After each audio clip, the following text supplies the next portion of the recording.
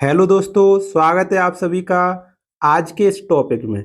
आज हम लेके आए आपके लिए सीटेट जो जुलाई में होने वाला पेपर है आपका, उसके लिए एक नया टॉपिक है बेंजामिन ब्लूम। इससे संबंधित हमने कल थ्योरी और 10 एमसीक्यू किए थे, तो मैंने सोचा थोड़े कम एमसीक्यू हैं तो आज की वीडियो में 15 एमसीक्यू और करें तो टोटल 25 हो जाएंगे।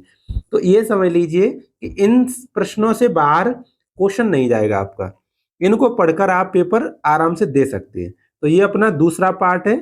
सभी पार्ट्स को देखने के लिए हमारे चैनल को सब्सक्राइब कीजिए, बेल आइकन को प्रेस कर लीजिए, तो जिससे सभी वीडियो नोटिफिकेशन आप तक पहुंच सके। और हम आपको बता रहे सीटेट तो हमारा ये चल ही रहा है। सीटेट होने के बाद हमारा जो टारगेट रहेगा वो DSSS भी रहेगा। ठीक है, DSSS और यूपी टेट और क्या कहते हैं सुपर टेट, ये बस इतना रहेगा और ज्यादा टारगेट नहीं रहेगा। ठीक है ना।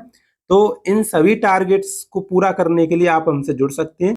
अब पहला क्वेश्चन, ब्लूम की व्यवस्था है, कैसी व्यवस्था है? ब्लूम की वर्गीकरण व्यवस्था, वर्गीकृत व्यवस्था है। क्यों? क्योंकि उसने लर्निंग डोमेन को वर्गीकृत किया 3 भागों में, संज्ञानात्मक, भावात्मक और क्रियात्मक। ठीक है ना।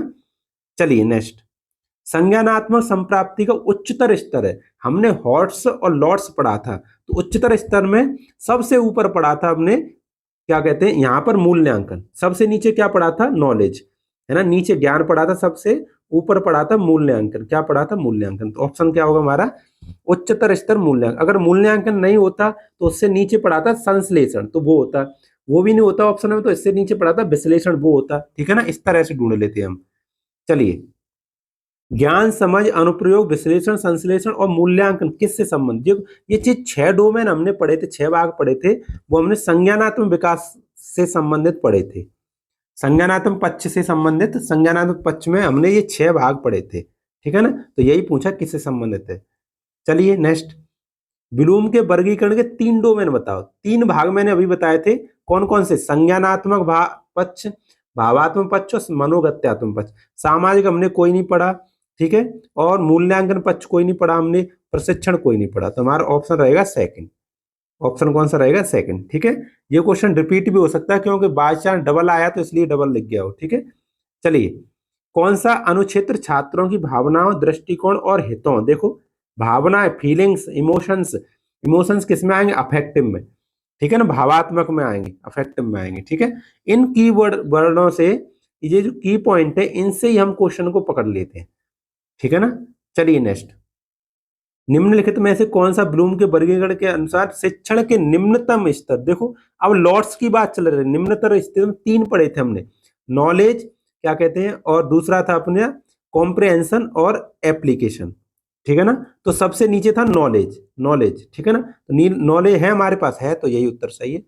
नॉलेज नहीं होता ऑप्शन में तो हमारा कॉम्प्रिहेंशन मतलब समझ बोध आता, उसके बाद अपना एप्लीकेशन आता, अनुप्रयोग। ठीक है। ये 3 हमने लॉट्स में, लो ऑर्डर थिंकिंग स्किल्स में पढ़े थे। चलिए नेक्स्ट, निम्नलिखित में से कौन उच्च संज्ञानात्मक अधिगम परिणाम का उदाहरण है? उच्च स्तर, देखो हमें ज्ञात करना उच्च स्तर अधिगम, तो तथ्यों में उनको अनुक्रमों को क्रम से लगाना, ऐसा कुछ नहीं है। नियमों तथा क्रिया अनुक्रम का अधिगम नहीं। अवधारणा में अमूर्तों का, ये सही है। देखो अमूर्तों का अधिगम है कि नहीं? बताओ, आप ही सोच के बताओ। अवधारणाओं का अधिगम करेंगे हम तो वो उच्च स्तर होगा कि नहीं होगा? तो उच्च स्तर यही है। ठीक है। और मैं आपको बता दूं, अगर थोड़ा कम समझ आ रहा है तो आप इससे तुरंत पहले वाला लास्ट वीडियो देखिए, लास्ट लेक्चर से आपको पूरा समझ में आया। उसमें मैंने ब्लूम टैक्सोनॉमी का क्या कहते हैं थ्योरी कराई है। आगे नेक्स्ट क्वेश्चन, शैक्षिक उद्देश्यों को वर्गीकरण में संज्ञानात्मक व्यवहार में सही क्रम बताओ। संज्ञानात्मक व्यवहार में 6 क्रम पढ़े थे हमने, 6, है ना। वो 6 के 6 लिखे हैं, इनको क्रम में लगाना है, क्रम से लगाना है। पहला ज्ञान, फिर समझ, है ना, समझ बोध, अनुप्रयोग, है ना, अनुप्रयोग, फिर उसके बाद, हाँ, फिर उसके बाद एनालिसिस, विश्लेषण, फिर संश्लेषण और फिर एवेल्युएशन। ऐसे 6 लगाने हैं आपको। समझ आ रहा है कि नहीं आ रहा? क्रम से लगाना है। तो मैं आपको ऑप्शन नहीं मैंने लिखे, इनको वैसे ही बताता हूँ। ज्ञान है वो पहले नंबर पे आता है, कौन सी पे आता है? पहले पे। दूसरे नंबर पर समझ बोध, अंडरस्टैंडिंग आती है, समझ बोध दूसरे नंबर पर आती है। उसके बाद तीसरे नंबर पर अनुप्रयोग आता है और चौथे नंबर पर एनालिसिस आता है। 5वें नंबर पर हमारा विश्लेषण आता है और 6वें नंबर पर मूल्यांकनार्थ। इस तरह से आपको क्रम से लगाना है। तो आपके ऐसे ऑप्शन लिखे होंगे उसमें 1 2 3 4 करके उनको लगाना, मैंने ऑप्शन नहीं लिखे हैं, ठीक है, स्क्रीन पर बनते नहीं। चलिए नेक्स्ट, ब्लूम के वर्गीकरण में निर्दिष्ट शिक्षण का कौन सा स्तर उच्च स्तर की संज्ञानात्मक क्षमताओं को उपयोग करता? उच्च स्तर की, स्मृति level, memory no, understanding no, autonomous नहीं। ये देखो चिंतनशील स्तर, समझ आ रहा है कि नहीं आ रहा है? जो रिफ्लेक्टिव लेवल है, चिंतनशील स्तर है, ये उच्च क्षमताओं को दर्शाता है, उच्च स्तर के अधिगम को दर्शाता है, चिंतनशील स्तर। ठीक है, आप भी समझ रहे होंगे। चलिए नेक्स्ट, समस्या को हल करने के लिए अपने पूर्व ज्ञान का उपयोग करके बच्चे द्वारा एक नई स्थिति, उपयोग करके, देखो यही कीवर्ड पकड़ो।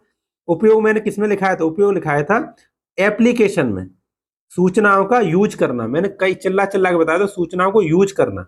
समझ में आया? तो यही ऑप्शन अपना सही हो जाएगा। ऐसे कीवर्ड से क्वेश्चन हम लगाते हैं तो जल्दी पकड़ में आ जाते हैं। चलिए नेक्स्ट प्रश्न, पशु कोश का पादप कोश का बीच अंतर, देखो अंतर मैंने लिखाया था, कंपेयर करना मैंने लिखा है, तो उसमें चिल्ला चिल्ला के कंपेयर होता है, कंपेयर होता है, कंपेयर यानी इसमें आएगा एनालिसिस में आएगा, इसमें आएगा कंपेरिजन, एनालिसिस में आएगा। ठीक है, तो ऑप्शन कौन सा होगा अपना? विश्लेषण होगा। समझ आ गया? ऐसे हम शब्दों को कीवर्ड बनाकर हम प्रश्न को पकड़ते हैं।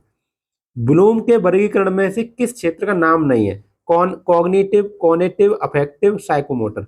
तो मैं आपको बता दूं, मैंने ये कॉनेटिव लिखाया था आपको, लेकिन ये पहले नाम लिखाया था, अब इसी को इसने साइकोमोटर में बदल दिया है। तो क्रियात्मक को ये मनोप्रेरणा कहते हैं, मनोगत्यात्मक कह सकते हैं। ठीक है ना, कई शब्द आपने देखे हैं इससे पहले वाले लेक्चर में, मनोगत्यात्मक, मनोप्रेरणा, तो ये तो सही है, ये इसमें है नहीं है, ये वाला है नहीं, यही उत्तर होगा। नेक्स्ट देखिए प्रश्न, आप यह कैसे सिद्ध करेंगे? देखो सिद्ध करने वाली बात आ गई, सिद्धारी प्रूव करना, तो मैं सबसे ऊपर लिखाया था प्रूव करना, सबसे ऊपर एवेल्युएशन में। समझ में आ रहा है कि नहीं? एवेल्युएशन ऑप्शन होगा, करेंगे सिद्ध प्रवृत्ति गोल है या नहीं, इस उद्देश्य पर आधारित है। तो प्रूव करेंगे तो यानी मूल्यांकन करें, एवेल्युएशन करेंगे। रिजल्ट, प्रूव है ना, फीडबैक, ये सब मैंने ऊपर लिखाए थे, फीडबैक, रिजल्ट, प्रूव करना, ये सब ऊपर मूल्यांकन में लिखाए थे। चलिए नेक्स्ट, ब्लूम के वर्गीकरण के आधार पर उद्देश्य आधारित प्रश्नों के निर्माण में कौन सा विकल्प असंगत है? असंगत बताना है, यानी जो 6 हमने पढ़े थे उसमें नहीं है। एनालिसिस था, एवेल्युएशन था, एप्लीकेशन था, ये सेल्फ एक्चुअलाइजेशन नहीं था, तो यही ऑप्शन अपना सही होगा। सेल्फ एक्चुअलाइजेशन, आत्मानुभूति नहीं था, 6 में ये नहीं था।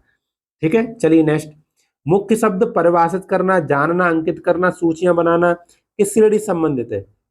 तो ये रिमेंबर, अंडरस्टैंडिंग, अप्लाइंग। देखो ये जानना पकड़ो, जानना के मतलब क्या होता है? नॉलेज। क्या होता है? नॉलेज होता है कि नहीं होता है? तो नॉलेज को ही 2001 की जो संशोधित करके आया था उसी को क्या बताया था? रिमेंबर। क्या बताया था? रिमेंबर। तुम्हारा ऑप्शन हो जाएगा रिमेंबर, याद करना।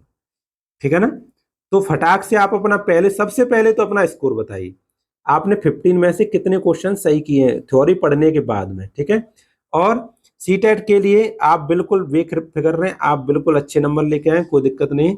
अगर हमारे चैनल पर नए हैं तो सब्सक्राइब कर लीजिए, बेल आइकन को प्रेस कीजिए, और अपने भाई बहनों में इस वीडियो को, हमारे चैनल को शेयर कीजिए, जिससे हमारा सपोर्ट हो जाए। बहुत मेहनत से ये वीडियो बनाते हैं, पहले क्वेश्चन को छांटते हैं, उसके बाद टाइप करते हैं, उसके बाद आपको रिकॉर्ड करके हम आप तक डिलीवर करते हैं। तो शेयर और सब्सक्राइब करना बिल्कुल ना भूलें। वीडियो को देखने के लिए आप सही दिल से आप सभी को धन्यवाद।